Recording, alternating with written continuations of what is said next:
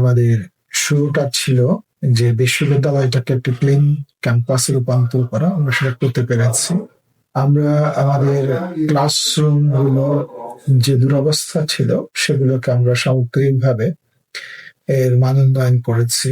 Chair, table, bench এগুলো সবগুলোকে renovate করা, নতুন করে রং করা।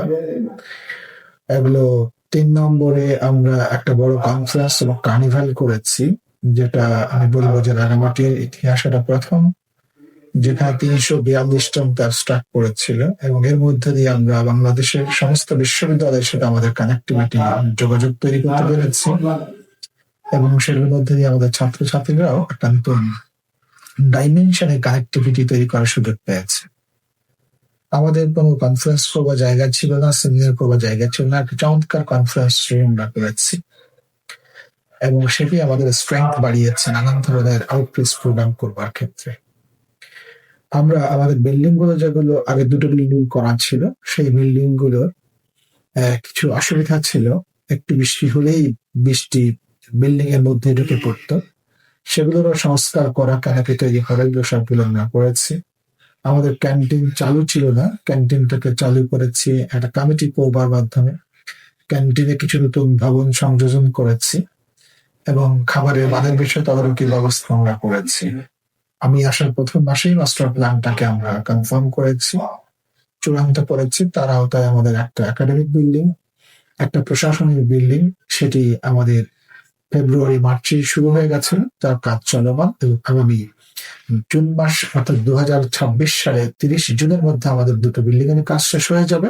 এর পরবর্তীতে আমরা বিশ্ববিদ্যালয় ইঞ্জিনিয়ারিং কমিশনের সহযোগিতায় বিশ্ববিদ্যালয় প্রথমবারের মতো 52, 71 এবং 24-কে এক জায়গায় ধারণ করে একটা একই প্রেমিজের মধ্যে একটা চমৎকার স্মৃতিস্তম্ভ তৈরি করেছি, যেটাকে আমরা বিজয় স্মৃতিস্তম্ভ বলছি। আমাদের এখানে ভাইস চ্যান্সেলর বসবার জন্য ঠিক সেই অর্থে কোনো তার উপযোগী জায়গা ছিল না। আমরা একটা ভার্টিক্যাল এক্সটেনশন করেছি, যেটা এখন চমৎকার একটা দৃষ্টিনন্দন অত্যন্ত ক্লাসিক বিল্ডিং হয়েছে, সেখানেই আমরা এখন অফিস করছি। এবং এটি করবার কারণে আমাদের বিশ্ববিদ্যালয়ের বেশ কিছু অফিসের জন্য জায়গার সংকট দূর হয়েছে, যেমন একাডেমিক শাখা, পরীক্ষা নিয়ন্ত্রণ দপ্তর, আমাদের অডিট শাখা, এগুলো সবগুলোর জন্য আমরা চমৎকার অ্যাকোমোডেশন এখন তৈরি করতে পেরেছি এই বিল্ডিং এর নিচতলায়। আমরা শুরু করেছি একটা ছাত্র হল এবং ছাত্রী হলের কাজ, যে ছাত্র হল এবং ছাত্রী হলগুলোর কাজ চলমান আছে। কোনো হলেই ডাইনিং ছিল না, আমরা দুটো হলেই ভর্তুকি দেওয়ার মাধ্যমে ডাইনিং চালু করেছে, এবং সেটি চলমান আছে। আমাদের বিশ্ববিদ্যালয়ের জন্য গেস্ট হাউস ছিল না, এখানে আমরা গেস্ট হাউসটাকে এটা রিজুভেনেট করেছি। ক্লাস করবার জন্য যে জায়গার সংকট ছিল, বেশ খানিকটা বলা যায় অনেকটাই দূর হয়ে গেছে। মোস্ট চ্যালেঞ্জিং যেটি ছিল সেটি হচ্ছে আমাদের সেশন জাম।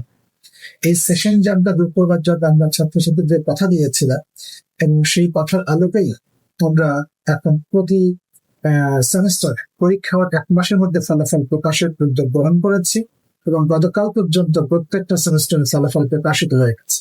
একই রকম ভাবে অন্য বিভাগগুলোতেও একই ট্রেন্ড চালু আছে, এবং এটি যদি চালু থাকে এবং আমরা রাখতে পারি, আমরা আশা করছি এই বিশ্ববিদ্যালয়ে আগামী 3 থেকে 6 মাসের মধ্যে সেশন জাম নামক আর কোনো শব্দ এখানে চলমান থাকবে না। তোমাদের দৃষ্টিতে এই শব্দগুলো জায়গা 21 জন শিক্ষক নিয়োগের ব্যবস্থা করতে পেরেছে, বেশ কয়েকজন অফিসার নিয়োগের ব্যবস্থা করতে পেরেছে, কিছু কর্মচারী নিয়োগ করার ব্যবস্থা বিশ্বের বিভিন্ন বিশ্ববিদ্যালয়ের সাথে আমাদের এটার কোলাবোরেশন, স্যান্ডউইচ প্রোগ্রাম এবং এমআইইউ ধীরে ধীরে আমরা করছি। এর মধ্যে 3টা বিশ্ববিদ্যালয়ের সাথে আমাদের এমআইইউ স্বাক্ষরিত হয়েছে, এবং আমরা বিশ্বাস করি যে এই এমআইইউ গুলো সত্যিকার অর্থে এফেক্টিভ এবং ফলপ্রসূ হবে।